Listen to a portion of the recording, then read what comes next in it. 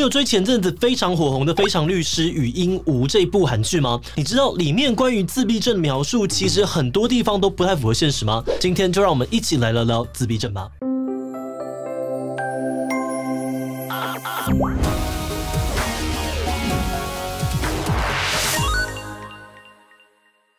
Hello， 大家好，我是志奇。前阵子《非常律师禹英禑》这部韩剧在 Netflix 上面爆红，剧中主角禹英禑天才自闭症律师的人设深获了许多观众的喜爱。而剧中对于自闭症患者的刻画，很多的地方都非常细腻生动，甚至有不少专业的心理师跟医师都表示，很高兴可以看到这样的作品，帮助大众更了解自闭症患者的内心还有生活世界。不过，他们也提到，剧中还是有些地方过度美化了自闭症的状况，可能会让大家对于自闭症产生一些误解。那究竟到底什么样的特质是自闭症？自闭症患者当中真的有很多人都是天才吗？今天就让我们一起来聊聊自闭症吧。不过按照惯例，开始之前先让我们进一段工商服务时间。有观众朋友是在帮公司品牌或者是各种机关单位做社群行销的吗？在行销的时候呢，如果要传递一些比较抽象、复杂或是沟通比较专业的讯息，用实拍影片的方式容易有各种限制。那么推荐你呢，这个时候或许可以考虑用动画来解决哦，因为透过解释型动画的视觉转化呢，可以让受众轻松的了解产品的功能或者是服务的价值，而形象动画呢，则是能够用充满想象力、生动有温度的方式传递企业的核心价值，奠定品牌的长期影响力。那不管是什么类型的专案，我们的简讯设计团队呢，都能够提供完整的客制流程，从前期的企划到视觉策略、实际执行，我们都会帮忙一条龙的规划，量身打造最适合你的动画素材。而此外，如果你还有其他不论是像是 logo 动画、频道片头，或者是任何动态制作的相关需求，也都欢迎来信洽询哦。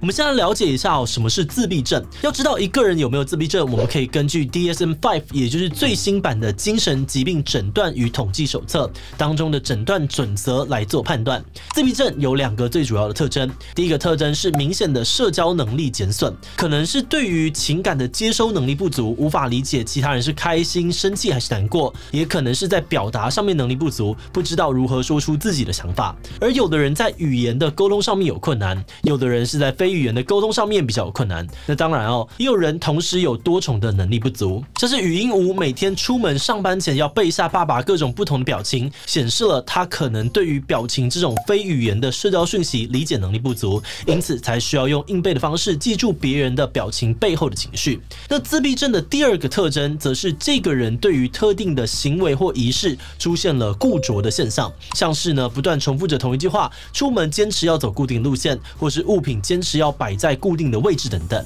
以剧中的情况来看呢，禹英禑每次进门前都要读秒，自我介绍呢一定要讲固定的一大串话，也是一种固着的表现。而对于自闭症患者来说，如果固着行为被阻止、被干扰，也会很容易感到不自在，甚至是出现焦虑的情绪。以上如果对方同时有这两种特征，那我们可能就可以推测说，对方或许是有自闭症特质的人们。会得自闭症的原因目前依然不是很清楚哦，但一般认为呢，自闭症可能跟遗传有关。根据美国疾病管制与预防中心2020年的统计，平均54个小孩当中就有1个患有自闭症，而男生的发病率呢，又大概是女生的4倍。换句话说，自闭症其实没有我们想象中的罕见，而且随着大众对于自闭症越来越了解，也渐渐不排斥就医之后，越来越多人都发现自己的孩子可能也患有自闭症。不过这里要强调一下哦，虽然大家口语上面呢还是会说自闭症，但是在 DSM-5 当中呢，其实已经不再使用这个词了。他们开始宣导呢，希望大家可以改用 ASD 或是自闭光谱来称呼这类的障碍。这是什么意思？为什么要这样说呢？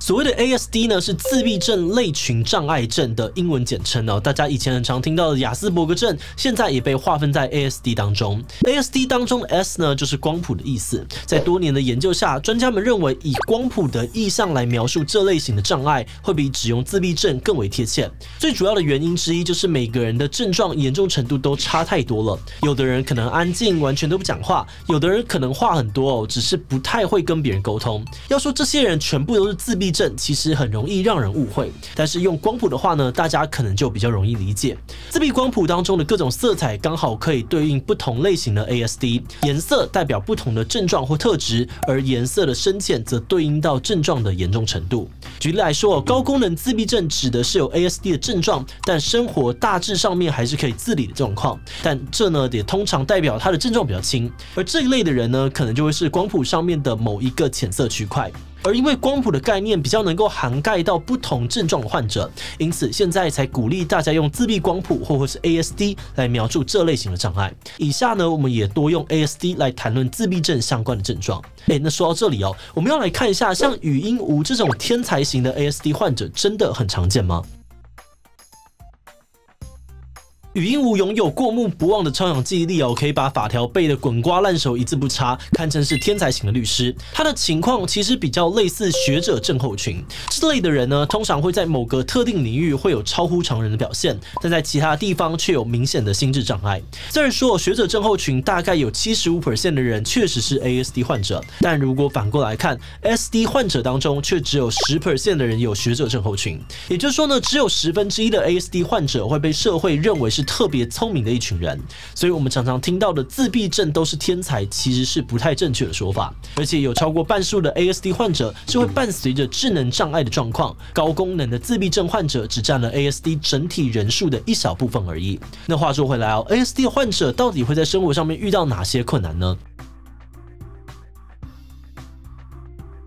我们知道 ASD 患者最大的2个特征就是社交能力的减损，还有固着的行为或仪式。这部分如果表现得比较严重，其实就会对生活带来很大的影响。以社交能力来说，最常见的就是患者无法理解别人的情绪。换句话说，察言观色这个技能是没有出现在他们的技能栏位的，这就导致他们在社交场合常常说错话，其他人听到之后往往会认为他们白目、没有同理心，甚至呢说他们没有人性。但实际上患者真的不懂别人想要传达什么，也难以判断身边的人在说话的时候内心到底处在什么样子的状态。那么这些状况都会严重的影响到他们的日常生活。在团体当中，他们可能会被其他人排挤、霸凌；而在职场上面，这些 ASD 的特质还可能会让他们丢了工作，或是根本找不到工作机会。而固着的行为或是仪式就更不用说了。也许蛮多人会觉得语音无在剧中的一些固着行为很可爱，但是在现实生活当中，这类的行为通常都只会引起大家异样的眼光，而让其他人感到害怕或是排斥。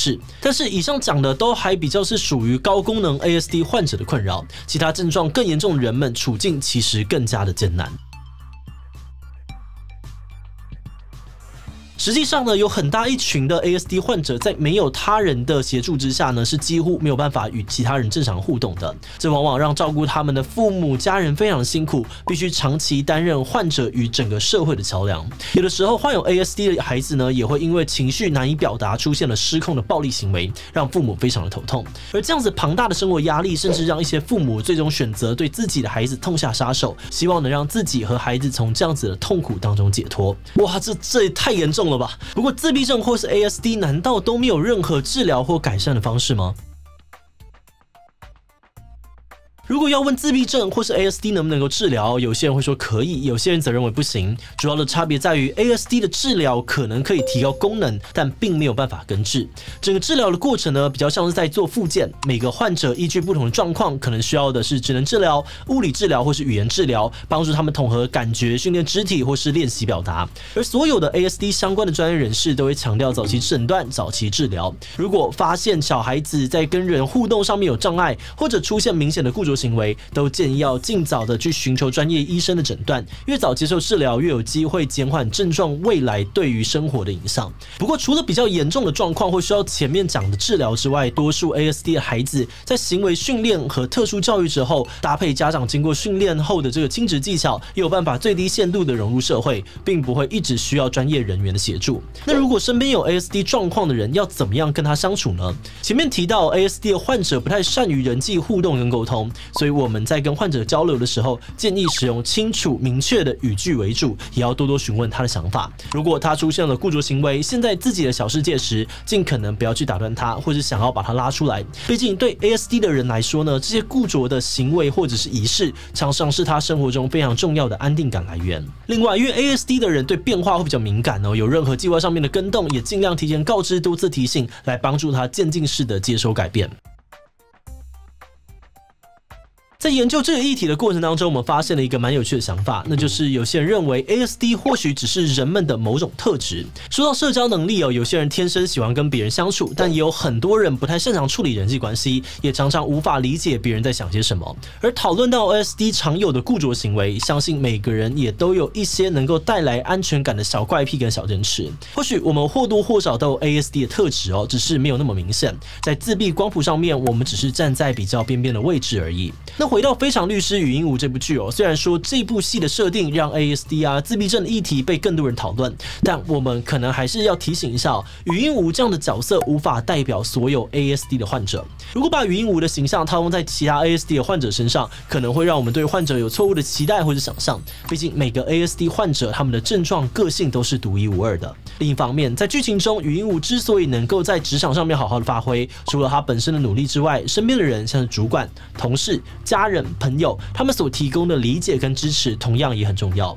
对于 ASD 患者来说，要融入一个群体真的是非常非常困难的一件事情。在这个过程当中，患者往往要付出极大的心力去调整自己的行为以及心理的状态。这个时候，如果其他人也能够给予充分的理解、充分的支持，或许能让 ASD 的人们更快的适应团体，也能够让他们在不同领域尽情发挥他们的价值。好的，那今天想问大家你之前有遇过 ASD 特质的人们吗？ A 有，但之前不太知道怎么样跟他相处。 B 原本不觉得有，但看完这集之后发现好像遇过蛮多的。 C 没有，好像没有特别的印象。 D 其实我觉得自己就是有 ASD 特质的人们。依其他留言分享你的经验吧。最后，如果你喜欢今天的影片，欢迎分享出去，让更多人了解什么是自闭症。此外呢，也可以点击这个地方看看焦虑症以及电话恐惧症的介绍。那么今天的志祺七七就到这边告一段落，我们就明晚再见喽。